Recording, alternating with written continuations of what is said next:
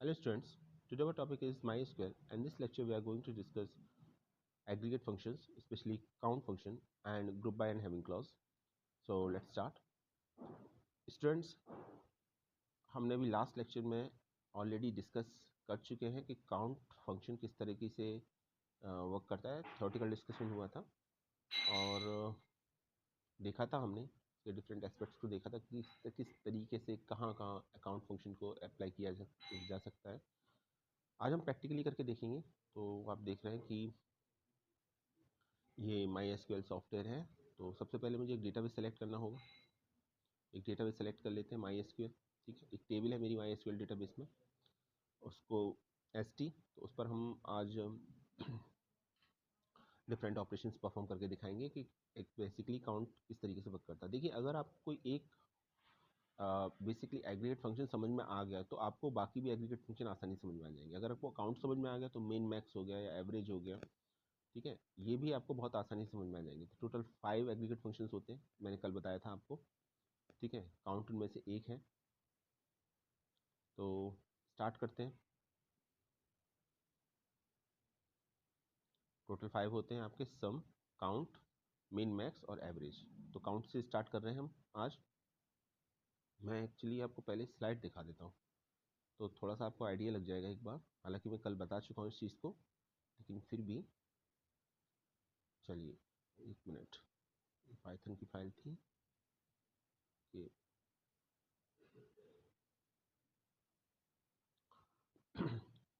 तो ये था, ये देख रहे हैं आप, डिफरेंट एग्रीगेट फंक्शंस हैं। ठीक है, और हम काउंट को जब यूज़ करते हैं तो बेसिकली नंबर ऑफ़ एक्सप्रेशंस को काउंट करने के लिए यूज़ करते हैं।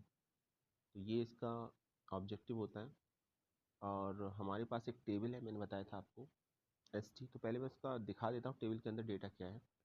कुछ रिक्वायरमेंट होगी तो डेटा को और थोड़ा सा इंक्रीज़ कर देंगे, एक आध रो और बढ़ा देंगे, देखेंगे। ये देखिए, अभी मेरे पास ओवरऑल 6 रोज़ हैं, टोटल 6 रोज़ आते हैं। और अभी हम एक काम करते हैं, वेट अ सेकेंड। ओके, देखिए, काउंट फंक्शन को बेसिकली 3 टाइप से यूज़ किया जा सकता है। आप पहले ये समझ लीजिए, उसके बाद मैं आपको डिटेल में बताता हूँ, इसको एग्जीक्यूट करके दिखाता हूँ। ये तो आपको पता ही है कि अभी अगर हमें कोई भी फंक्शन यूज़ करना होता है, वो चाहे एग्रीगेट हो या नॉर्मल फंक्शन हो SQL में, तो हमें सेलेक्ट के साथ यूज़ करना पड़ता है। ठीक है, तो काउंट को भी सेलेक्ट के साथ यूज़ करेंगे। अब पैरेंथेसिस के अंदर हमारे पास 3 ऑप्शंस हैं। या तो हम स्टार लिखें, या किसी कॉलम का नेम लिखें, यहाँ एक्सप्रेशन लिखा हुआ है मीन्स कॉलम का नेम, या फिर कॉलम के नेम के साथ एक वर्ड ऐड करें, डिस्टिंक्ट, DISTINCT, डिस्टिंक्ट। ठीक है, होगा क्या, क्वेश्चन ये है। यहाँ पर स्टार यूज़ करेंगे तो सभी रोज होंगी वो काउंट हो जाएंगी, ऑल रोज, चाहे उनमें नल वैल्यू है नहीं है, कंप्लीट ट्रू नल है, doesn't matter, everything will be count, her cheese count हो जाएगी इसके अंदर। क्लियर। जब हम काउंट कॉलम लिखेंगे तो कॉलम के अकॉर्डिंग वैल्यू काउंट होगी और उसमें नल वैल्यू नहीं होगी, डुप्लीकेट वैल्यू हो सकती है। काउंट में नल और डुप्लीकेट दोनों हो सकती हैं, काउंट स्टार में, सॉरी, काउंट स्टार में नल और डुप्लीकेट दोनों हो सकती हैं। लेकिन जब काउंट एक्सप्रेशन या काउंट कॉलम नेम लिखेंगे तो उसमें डुप्लीकेट वैल्यू तो होंगी पर नल वैल्यू नहीं होंगी। नल वैल्यू कब आती है? नल वैल्यू तब आती है जब हम किसी पर्टिकुलर कॉलम में कोई वैल्यू इंसर्ट ही नहीं करते। आप इंसर्ट इनटू कमांड यूज़ करते हैं और आपने किसी कॉलम में कोई वैल्यू ऐड ही नहीं की, तो फिर वहाँ नल शो करेगा। ठीक, और अगर हम डिस्टिंक्ट यूज़ करते हैं कॉलम नेम के साथ या एक्सप्रेशन के साथ, एक्सप्रेशन से जस्ट पहले कीवर्ड डिस्टिंक्ट यूज़ करते हैं, तो डिस्टिंक्ट का वैसे ही यही मतलब होता है कि आप फिर उसमें नॉट नल तो पहले से ही नहीं थी, सॉरी, नल तो पहले से ही नहीं थी, लेकिन अब डिस्टिंक्ट यूज़ करने के बाद डुप्लीकेट वैल्यू भी नहीं रहेंगी।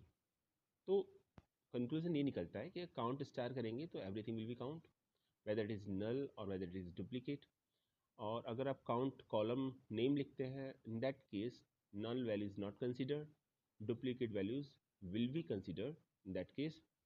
And in case of count distinct column name or distinct expression, neither the null value considered nor duplicate value will consider।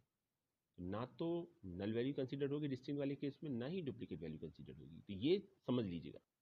ठीक है, ये समझना जरूरी है काउंट के केस में। आई थिंक अभी क्लियर हो गया होगा आपको।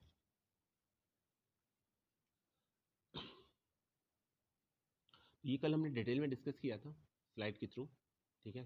तो कल मैंने कॉन्सेप्ट समझा दिया था अच्छी तरीके से, और मैंने बताया भी था कल आपको कि अब हम नेक्स्ट वीडियो में इसको प्रैक्टिकली इम्प्लीमेंट करके देखेंगे। तो 1% अगर आपको डाउट होगा भी तो वो क्लियर हो जाएगा। और ये देखिए, एग्ज़ाम के पॉइंट ऑफ व्यू से अगर मैं आपको एक बात बताऊं तो इसको समझ लीजिए कि सिलेबस में क्लियरली आपके एग्रीगेट फंक्शंस मेंशन है और ग्रुप बाई भी मेंशन है। अब मैं ग्रुप बाई की बात यहाँ पर क्यों कह रहा हूँ, मैं ग्रुप बाई की बात इसलिए बता रहा हूँ आपको क्योंकि ग्रुप बाई जो है आपका, उसके साथ एग्रीगेट फंक्शन यूज़ होते हैं। वो काउंट भी हो सकता है, सम मिन मैक्स, या एवरेज हो सकता है। तो एग्जाम के पॉइंट ऑफ व्यू से देखा जाए तो डेफिनेटली एग्जाम में पूछा ही जाना है, पूछा जाएगा भी, इसमें कोई डाउट नहीं होना चाहिए आपको। तो जो भी मैंने बताया था आपको काउंट स्टार, काउंट एक्सप्रेशन और काउंट डिस्टिंक्ट एक्सप्रेशन के बारे में, उसकी ये स्लाइड है, उसके बारे में ये दे रखा है जो कुछ मैंने अभी आपको समझाया। ये ऑलरेडी मैं आपको बता चुका हूँ, एक्सप्लेन कर चुका हूँ। मुझे नहीं लगता भी बहुत कुछ ज़्यादा बताने की ज़रूरत है। हाँ, लेकिन ये मेन पॉइंट याद रखिएगा कि एग्ज़ाम में एग्रीगेट फंक्शंस डेफिनेटली पूछे जाएंगे और चांसेस इस बात के हैं कि वो ग्रुप बाई क्लॉज के साथ पूछे जाएं। क्लियर? तो अभी करके देखते हैं, इसको एग्जीक्यूट करके देखते हैं, तो पता चल जाएगा आपको कि किस तरीके से ये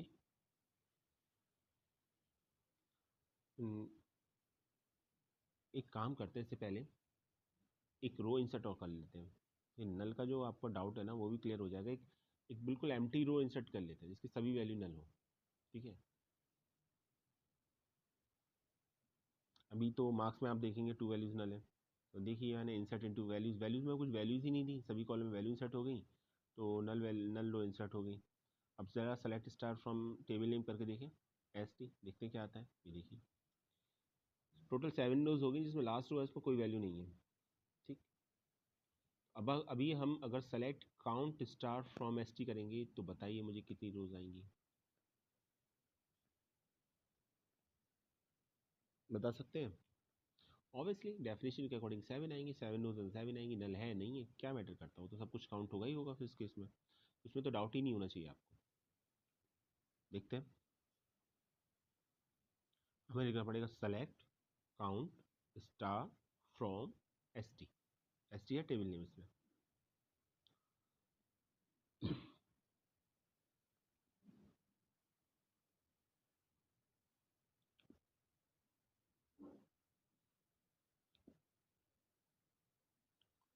ये हमारी टेबल नेम है। टेबल को अच्छी तरीके से देख लीजिए। अब मुझे जो भी कुछ ऑपरेशन परफॉर्म करने हैं ना इसी टेबल पर करने हैं। तो इसमें कुछ डुप्लीकेट वैल्यूज़ मैंने इंटेंशनली फीड की हैं। Not null value, not null values है, नल वैल्यूज़ है सब। तो ये इंटेंशनली इस तरह से डेटा मैंने प्रिपेयर किया है कि इसके अंदर नल वैल्यू भी आ जाए, डुप्लीकेट वैल्यू भी आ जाए, ताकि हम काउंट के कॉन्सेप्ट को और अच्छी तरीके से समझ सकें। क्या लिखना है हमको? Select count. ये आपको पता होगा, मुझे बताने की ज़रूरत नहीं वैसे, कि आप स्मॉल कैपिटल लेटर्स में केस सेंसिटिव नहीं होती आपकी एसक्यूएल, तो कोई फ़र्क नहीं पड़ता, डजेंट मैटर।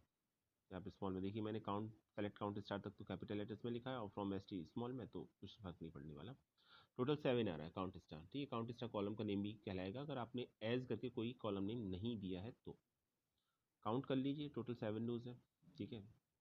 कुछ की रोल नंबर्स डुप्लीकेट हैं, कुछ की एड्रेस डुप्लीकेट हैं, कुछ नल वैल्यूज़ आ रही हैं, और एक रो तो कम्प्लीटली ऐसी है जिसमें सभी वैल्यूज़ नल है। तो काउंट स्टार का मतलब है everything will be count, whether it is null, whether it is duplicate, doesn't matter, कोई फर्क नहीं पड़ता। ओके, अभी क्या करना है आपको? अब ये हमें काउंट स्टार की प्लेस पर अभी हम पर्टिकुलर एक कॉलम नेम लिखें तो समझ में आएगा हमको कि क्या होता है। सपोज मैं स्टार की जगह एड्रेस लिख लेता हूँ। हाँ, एड्रेस लिखते हैं, चलिए। अब एड्रेस में आप देखिए एक एड्रेस नल है, टोटल 7 एड्रेस है हमारे पास। कुछ डुप्लीकेट भी है, जैसे कानपुर 2 टाइम्स आ रहा है, ठीक है। दिल्ली भी 2 टाइम्स आ रहा है यहाँ पर। तो देखते हैं, तो डुप्लीकेट तो कोई मैटर नहीं करता क्योंकि डिस्टिंक्ट हम यूज़ ही नहीं कर रहे हैं, पर्टिकुलर एक एड्रेस यूज़ कर रहे हैं, तो नल वैल्यू कंसीडर नहीं होगी, आंसर 6 आना चाहिए। क्योंकि पहले 7 आ रहा था, एक वैल्यू नल है, तो उसको रिमूव करने के बाद टोटल 6 आनी चाहिए। देखते हैं क्या होता है। Yes, 6 is the answer. Clear? तो इसमें क्या है, नल वैल्यूज़ कंसिडर नहीं होती जब आप पर्टिकुलर एक्सप्रेशन लिखते हैं या कोई कॉलम का नेम लिखते हैं काउंट के साथ। तो हमने काउंट के साथ एक कॉलम नेम मेंशन किया है, कॉलम नेम था एड्रेस। अभी इसके आगे अगर हम डिस्टिंक्ट लिखते हैं तो जो रिपीटेड वैल्यूज़ थी वो कंसिडर नहीं होंगी। ये देखिए अब वैल्यू 4 आ रहा है। 4 क्यों आ रहा है? क्योंकि दिल्ली 2 टाइम्स आ रहा था और कानपुर भी 2 टाइम्स आ रहा था, तो अभी आंसर 4 आएगा। तो ये था ऑब्जेक्टिव बताने का मुझको आपको कि क्या होता है। देख लीजिए एक बार फिर से देख लीजिए, कानपुर 2 टाइम्स आ रहा है इसके अंदर और दिल्ली भी 2 टाइम्स आ रहा है, तो ओनली सिंगल टाइम कंसिडर होगा, डुप्लीकेट वैल्यूज कंसिडर नहीं होंगी। क्लियर? ये देख लीजिए अच्छी तरीके से, ये इसी के अकॉर्डिंग आउटपुट हमारा आ रहा है। यहाँ पर नल तो होगी ही नहीं, तो डिस्टिंक्ट में नल तो होती नहीं, डुप्लीकेट वैल्यूज भी नहीं होती।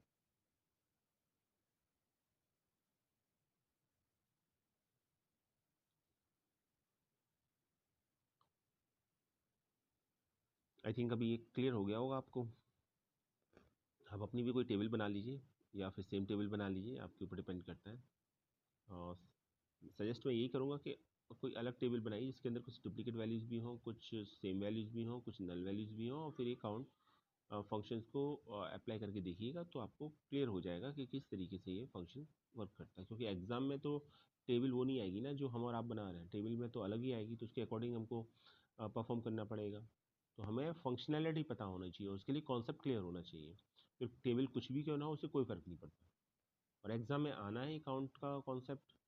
कोई भी एग्रीगेट फंक्शन काउंट हो सकता है, एक बार को ना भी आए, लेकिन 5 एग्रीगेट फंक्शंस है तो डेफिनेटली 1 और 2 एग्रीगेट फंक्शंस पूछे जाएंगे। और ग्रुप बाई के साथ तो चांसेस काउंट के ही ज़्यादा बनते हैं। मैक्सिमम केसेस में हम ग्रुप बाई क्लॉज यूज़ करते हैं तो काउंट फंक्शन ही अप्लाई करते हैं। तो देख लीजिएगा आप इसको। अब ये हम आई थिंक अभी ये क्लियर हो गया होगा आपको, काउंट स्टार, काउंट एक्सप्रेशन और काउंट डिस्टिंक्ट में डिफरेंस क्या है। स्टार लिखते हैं तो नॉट नल और duplicate values both are allowed. In case of count expressions, not null values are not allowed, only duplicate values are allowed. And in case of distinct expressions, null and duplicate values are not allowed. So wait a second, एक second wait कीजिएगा। Okay, चलिए अब एक question और आता है, क्या हम वेयर स्टेटमेंट भी यूज़ कर सकते हैं? आंसर है बिल्कुल यूज़ कर सकते हैं। सेलेक्ट के साथ वेयर तो यूज़ होता ही है, कंडीशन है तो वेयर यूज़ कीजिए, नहीं है तो मत यूज़ कीजिए। तो काउंट तो अपना रोल प्ले करेगा ही करेगा। अगर कंडीशन आप अप्लाई करना चाह रहे हैं तो वेयर क्लॉज को यूज़ कर लीजिए, अगर कंडीशन है तो। करके दिखाता हूँ मैं आपको। ये हमारा था statement last, select count distinct address from ST, और मैं यहाँ पर एक कंडीशन दे देते हैं। चलिए एक कंडीशन देते हैं कुछ एप्रोप्रिएट, ठीक ठाक कंडीशन देते हैं। मैंने लिखा roll number greater than 1। Roll number greater than 1 होना चाहिए, देखते हैं क्या होता है। ये देखिए, तो अब एड काउंट तो कर रहा है लेकिन सिर्फ वही एड्रेस काउंट हो रहा है जहाँ रोल नंबर ग्रेटर देन 1 है, तो कंडीशन अप्लाई होगी इसमें। क्लियर है? तो अगर कहीं कंडीशन अप्लाई हो रही है तो कीजिएगा, नहीं है तो कोई बात ही नहीं है, सिंपल काउंट करना है तो फिर तो कोई प्रॉब्लम ही नहीं है। क्लियर?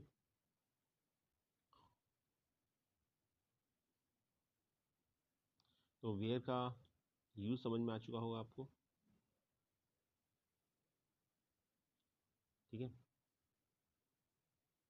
ये हम स्लाइड थी जो कल डिस्कस हुई थी। आज हमको क्या करना है, ओके, अब जरा ग्रुप बाई की बात कर लेते हैं। ये बहुत इंपॉर्टेंट है, और इम्पॉर्टेंट इसीलिए है क्योंकि ग्रुप बाई के साथ, ग्रुप बाई क्लॉज के साथ हमेशा ऑलवेज एग्रीगेट फंक्शन यूज होते हैं। ठीक, एग्रीगेट फंक्शन भी सिलेबस में है, ग्रुप बाई क्लॉज भी सिलेबस में है। तो मे बी पॉसिबल कि एग्रीगेट फंक्शन का क्वेश्चन अलग से पूछा जाए, मे बी पॉसिबल कि ग्रुप बाई के साथ पूछा जाएगा, ये कंफर्म है। It will be definitely asked, तो एग्जाम पॉइंट ऑफ व्यू से बहुत इंपॉर्टेंट है। ठीक है, ग्रुप बाई को समझ लेते हैं। पहले मैं आपको टेबल दिखा देता हूँ। अब ज़रा मेरी बात समझिएगा, पहले मैं क्या बताना चाह रहा हूँ आपको, उसके बाद इसको प्रैक्टिकली अप्लाई कीजिएगा। और बहुत ही आपको मेरी बात ध्यान से सुननी है, ठीक है। अब जो मैं बताने जा रहा हूँ उसे सुनिए। ग्रुप बाई क्लॉज जैसा वर्ड है, ग्रुप बाई, इट मीन्स हमको एक ग्रुप बनाना है, ठीक है। अब जब ग्रुप बनेगा तो पर्टिकुलर कोई क्राइटेरिया होगा जिसके बिहाफ पर आप ग्रुप बनाएंगे। फॉर एग्जाम्पल आपके पास स्टूडेंट्स का डेटा है, ठीक।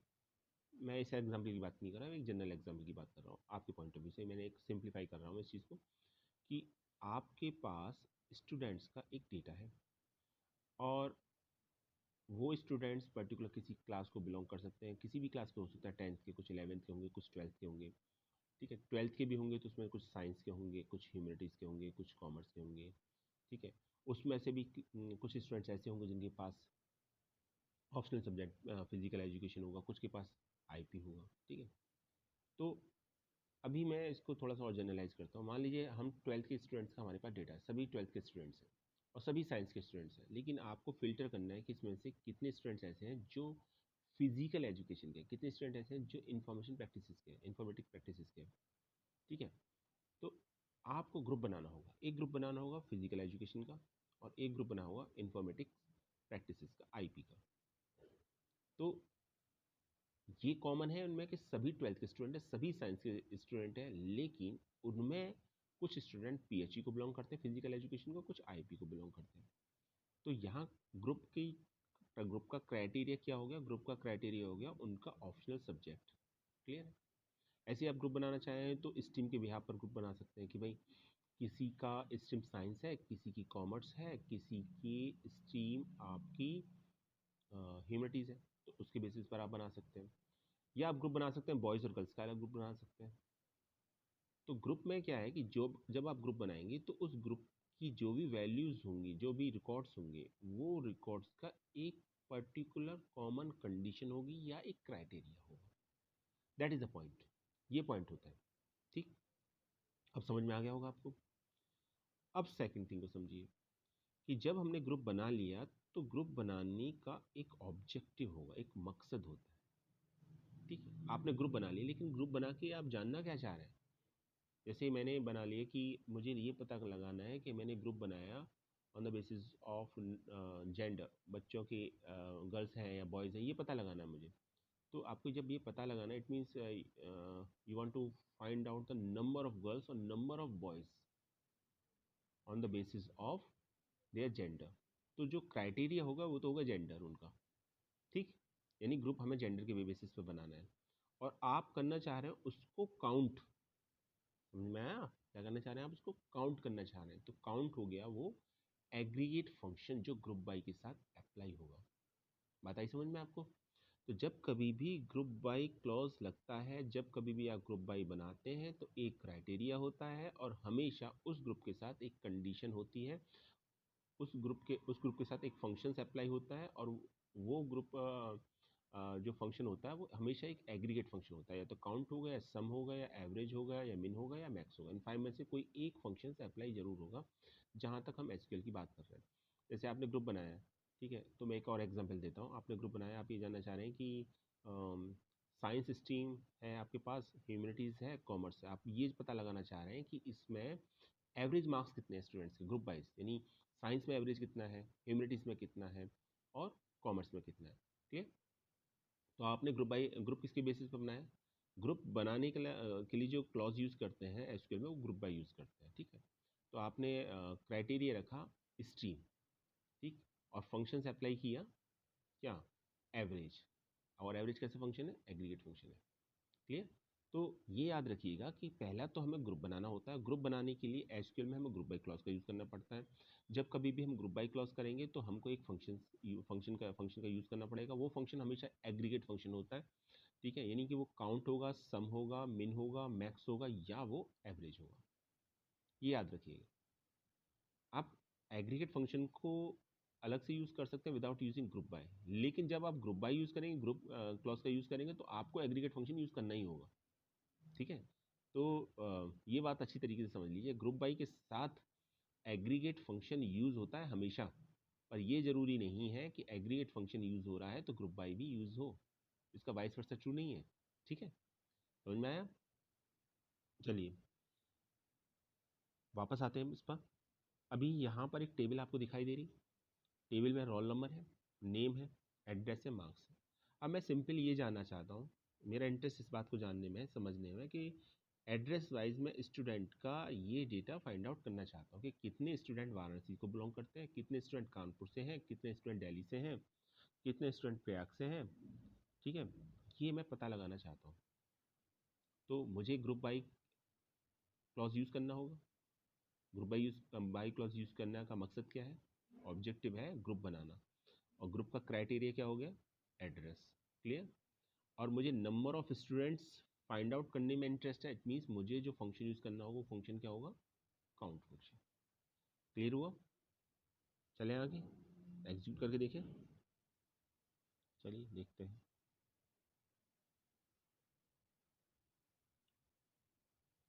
देखिए, लिखा सेलेक्ट एड्रेस।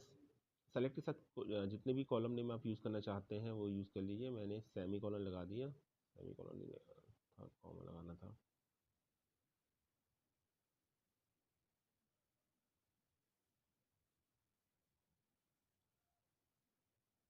तो एड्रेस और काउंट एड्रेस, देखिए अब सेलेक्ट के साथ आप जितने कॉलम नेम चाहें वो सेलेक्ट कर सकते हैं, लेकिन वही कॉलम सेलेक्ट कीजिए जो इन्फॉर्मेशन को प्रॉपर वे में डिस्प्ले कर सके। तो एड्रेस और काउंट एड्रेस आई थिंक सही रहेगा। तो जैसे लिखा आपने, address count address from S T group by address.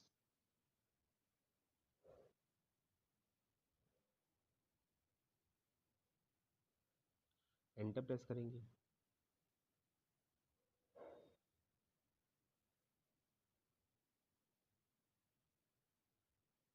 ये देखिए आ रहा है,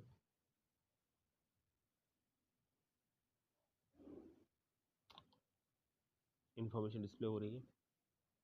क्लियर है? टू कॉलम सेलेक्ट किया हमने, एड्रेस और काउंट एड्रेस, और बेस बनाया है ग्रुप का एड्रेस। तो सभी एड्रेस में जितने भी वैल्यूज़ काउंट होके आ रही हैं वो दिखा रहा है आपका।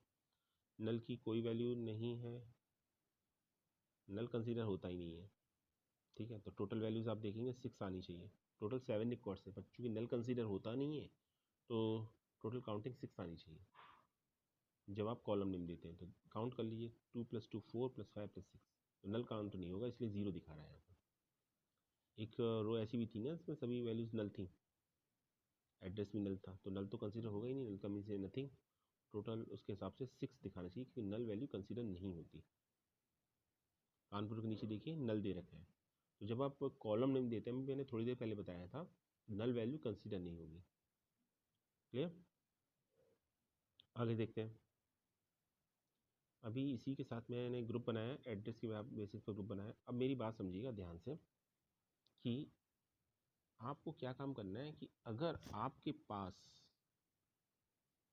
आप ये चाहते हैं कि आपको उस ग्रुप पर जो आपने बनाया है, उस ग्रुप पर आपको कोई कंडीशन अप्लाई करनी है। ग्रुप पर कंडीशन अप्लाई करनी है, ग्रुप तो बनाया ही है आपने, पर अब आपको ग्रुप पर कंडीशन अप्लाई करनी है। ठीक है, जैसे आप ये चाहते हैं कि आप सिर्फ वो रिकॉर्ड्स फाइंड आउट करना चाहते हैं, या वो एड्रेस के बिहार पर आपने ग्रुप बनाया है, लेकिन एड्रेस आप वो जाते हैं जो आपकी, जिसमें आपके नंबर ऑफ स्टूडेंट 1 से ज़्यादा हो, तो फिर आपकी कंडीशन ग्रुप पर अप्लाई होगी। तो वहाँ ग्रुप पर अप्लाई जब कंडीशन हो जाएगी तो उसके साथ हैविंग क्लॉज का यूज़ करते हैं, और it is use just after the group by clause. तो इसको ग्रुप बाई क्लॉज के बिल्कुल बाद यूज़ करते हैं। आप देख लीजिए, यहाँ आपने ग्रुप बाई एड्रेस लिखा, उसके बाद हैविंग लिखा है, काउंट एड्रेस ग्रेटर देन, जो भी कंडीशन है ग्रेटर देन 1 2, जो भी आपको करना है वो कर दीजिए इसमें। जैसे मैंने यहाँ पर सपोज अप्लाई कर दिया ग्रेटर देन 1 कर देते हैं। ठीक है,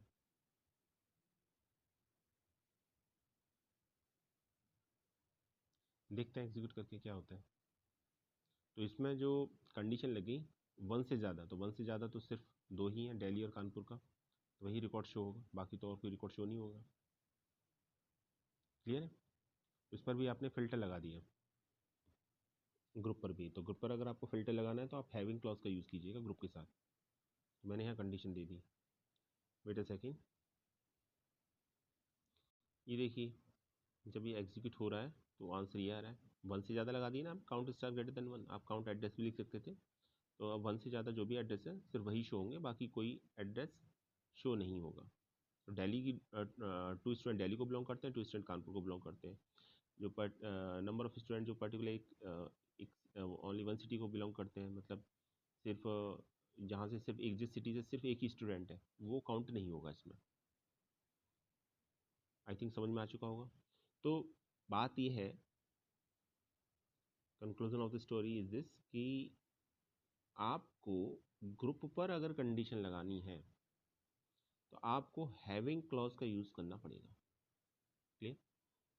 आपको अगर ग्रुप पर कंडीशन लगानी तो हैविंग क्लॉज का यूज़ करना पड़ेगा, और हैविंग के बाद आप कंडीशन दीजिए, और हैविंग को ग्रुप बाई के जस्ट बाद यूज़ करते हैं। जस्ट आफ्टर ग्रुप बाई जहाँ आपने लिखा है उसके बाद आप हैविंग क्लॉज को लिखिए। ठीक है, ऑर्डर याद रखिएगा।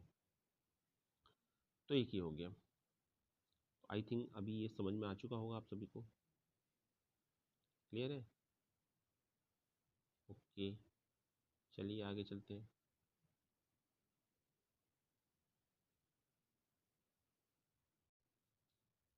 ठीक, तो अभी हमको क्या करना है, हमने लिखा select address count address from S T group by address having count address greater than zero. तो ग्रेटर देन जीरो वाले सिर्फ रो काउंट होंगी, तो आप देख रहे हैं 2211 आ रहा है इसमें। ठीक है, अच्छा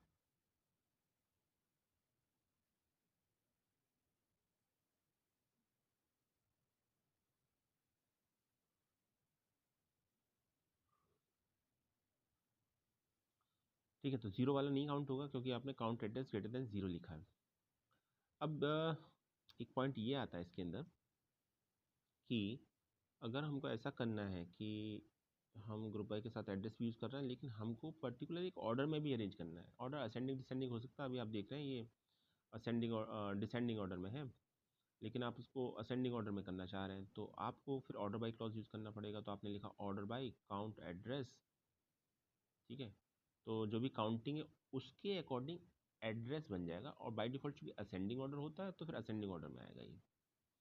डिसेंडिंग में तो है ही, ये देखिए अब असेंडिंग ऑर्डर में आ गया। यहाँ हमने एक बात और समझी कि अगर हमको ऑर्डर में मैनेज करना है, पर्टिकुलर असेंडिंग या डिसेंडिंग कुछ भी हो सकता है, तो फिर हमें ऑर्डर बाई क्लॉज यूज़ करना पड़ेगा, और ये जो ऑर्डर बाई क्लॉज है ये हैविंग के बाद यूज़ करना पड़ेगा। क्लियर? अब आपको देखिए थोड़ा सा यहाँ पर समझना पड़ेगा कि पहले क्या आएगा, ग्रुप बाई के बाद हैविंग आएगा, और अगर ऑर्डर बाई की ज़रूरत है तो फिर ऑर्डर बाई आएगा। अब मैं यहाँ पर एक बात और बताता हूँ, अगर ऐसा हुआ कि आपको ग्रुप भी बनाना है, ठीक, ग्रुप पर कंडीशन भी लगानी है, उसको पर्टिकुलर एक ऑर्डर में भी मैनेज करना है, असेंडिंग या डिसेंडिंग वट एवर जो भी आप चाहते हैं। दो ही पॉसिबिलिटी है, तीसरी तो कोई है नहीं, थर्ड पॉसिबिलिटी तो कुछ है नहीं। या तो आप असेंडिंग में करेंगे या डिसेंडिंग में करेंगे। बाय डिफ़ॉल्ट वो आपका असेंडिंग ऑर्डर ही होता है, तो एक बात याद रखिएगा। ठीक है, अगर असेंडिंग में करना चाह रहे हैं तो ASC लिख दीजिए, और अगर आप डिसेंडिंग में करना चाह रहे हैं तो DESC लिख दीजिए। ऑर्डर बाई क्लॉज के साथ DSC की वर्ड यूज़ होगा। ठीक है, तो अभी ये फिलहाल असेंडिंग ऑर्डर में है, देख ही रहे हैं आप। ठीक है, ऑर्डर बाई क्लॉज यूज़ किया तो हमने असेंडिंग ऑर्डर में आ गया। अब एक बात और है यहाँ पर, अभी यहाँ पर एक जो बात कंफ्यूज करती है, एक जो पॉइंट कंफ्यूज करता है कि हम को अगर ग्रुप बाई के साथ कंडीशन या ग्रुप बाई के साथ अगर कंडीशन अप्लाई करनी है, ग्रुप पर कोई कंडीशन है ऐसे कहें तो ज़्यादा बेहतर रहेगा, तो हम हैविंग क्लॉज का यूज़ करते हैं। लेकिन कोई और कंडीशन भी है जिसका ग्रुप से कोई लेना देना नहीं है, यानी वो ग्रुप पर डिपेंडेंट नहीं है, तो हम उसको कहाँ लिखेंगे और कैसे लिखेंगे? तो देखिए उसको तो आप जानते ही हैं, उसको हम वेयर क्लॉज के साथ लिखते हैं। जनरल कोई भी कंडीशन होती है उसको हम वेयर क्लॉज के साथ लिखते हैं, और वेयर क्लॉज जहाँ आपने फ्रॉम टेबल नेम लिखा उसके जस्ट आफ्टर हम वेयर क्लॉज लिखते हैं। यानी ग्रुप बाई से पहले वेयर क्लॉज आएगा, अगर है तो ज़रूरत है तो आपको, या क्वेश्चन में दे रखा है तो वेयर क्लॉज आएगा। यहाँ एक क्वेश्चन ये भी बनता है कि वेयर क्लॉज और हैविंग क्लॉज में डिफरेंस क्या है। याद रखिएगा, हैविंग क्लॉज के साथ जो हम कंडीशन देते हैं, कंडीशन तो हम दोनों में देते हैं, वेयर में भी और हैविंग में भी, लेकिन वेयर क्लॉज के साथ वो कंडीशन देते हैं जो पर्टिकुलर एक ग्रुप पर अप्लाई होती है। ठीक है, तो ग्रुप बाई क्लॉज यूज़ कर रहे हैं और ग्रुप पर कोई कंडीशन लगानी तो हम हैविंग क्लॉज का यूज़ करेंगे। कोई जनरल कंडीशन है तो उसे हम वेयर क्लॉज के साथ यूज़ करेंगे, या कोई ऐसी कंडीशन जिसका ग्रुप से कोई लेने देना नहीं है, that is not dependent on the group, तो उसे यूज़ कहाँ करेंगे? ऑर्डर याद रखिएगा, उसे ग्रुप बाय वेयर क्लॉज को ग्रुप बाई से पहले यूज़ करते हैं, हैविंग को ग्रुप बाई से बाद में यूज़ करते हैं। और अगर हमें उससे असेंडिंग या डिसेंडिंग ऑर्डर में अरेंज करना है तो ऑर्डर बाई क्लॉज यूज़ करेंगे just out of the having clause. तो ये समझ में आ चुका होगा आपको। देखते चलो इसको भी करके देखिए ज़रा। कंडीशन दे देता हूँ मैं, where roll number is greater than 1। देखिए ज़रा, रोल नंबर ग्रेटर देन 1 होना चाहिए। उसके लिए एड्रेस के बेसिस पर ग्रुप बनाया है और कंडीशन ये डाल दिया कि एड्रेस भी की वैल्यू भी, काउंट एड्रेस की वैल्यू भी 0 से ज़्यादा होनी चाहिए और ऑर्डर बाई काउंट एड्रेस होना चाहिए। देखिए तो इसमें सब कुछ आ गया, एवरीथिंग। वेयर भी आ गया, ग्रुप बाई भी आ गया, हैविंग भी आ गया और ऑर्डर बाई भी आ गया। तो अब लास्ट तक वीडियो कंप्लीट होते होते आपको समझ में आ चुका होगा कि क्या क्या आपको पढ़ना है किस तरीके से। तो जो आज हमने काउंट के लिए पढ़ा समझा, इसको आप पहले तो एग्जीक्यूट करके देखिएगा। मैंने इसलिए एग्जीक्यूट करके दिखाया है। कल मैंने इसका जो पावर पॉइंट प्रेजेंटेशन के थ्रू इसको समझाया था, आज मैंने इसे एग्जीक्यूट कराया। क्योंकि मैं ये चाहता हूँ कि आपको कम से 1% भी डाउट ना हो, ठीक है। और जो भी कुछ हमने काउंट के लिए आज ग्रुप बाई के साथ यूज़ किया है, सेम हम सम, मिन, मैक्स, एवरेज इनके साथ काउंट करेंगे। तो जब आप ये और सभी 5 एग्रीगेट फंक्शंस को पढ़ लेंगे तो आपको ग्रुप बाई और हैविंग क्लॉज भी ऑटोमेटिकली प्रिपेयर हो जाएगा। Thanks for watching this video.